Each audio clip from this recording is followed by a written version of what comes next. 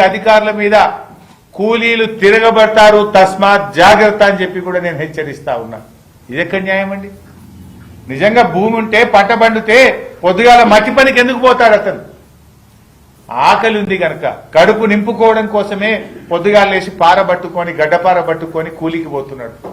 ఆయన కూడా ఏదో అసైన్డ్ భూమి తాతలు తండ్రుల నుంచి గుంటో 2 గుంటలో 5 గుంటలో 10 గుంటలో వస్తే వాళ్ళను కూడా ఇందులో తీసివేయడం అనేది సరి అయిన నిర్ణయం కాదు.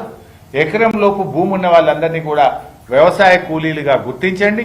ఇందిరమ్మ ఆత్మీయ భరోసా పథకం కింద వారికి రావాల్సినటువంటి లబ్ధిని చేకూర్చండి అని చెప్పి మేము ప్రభుత్వాన్ని డిమాండ్ చేస్తా ఉన్నాం. ఇకపోతే ఈ మధ్య బట్టి విక్రమార్క గారు గోబల్స్ను మించిపోతా ఉన్నాడు. ఆయన గోబల్స్ను కూడా మించిపోతున్నాడు. అసెంబ్లీలో అప్పుల విషయంలో అబద్ధాలు మాట్లాడిండు. బీఆర్ఎస్ హయాంలో జరిగిన అప్పు కేవలం 4,17,000 కోట్లు మాత్రమే. కానీ 6 లక్షలని 7 లక్షలని 8 లక్షలని పూటకో తీరుగా బట్టి గారు మాట్లాడినారు. నిన్న మహబూబ్ నగర్ జిల్లాకు పోయింది బట్టి గారు.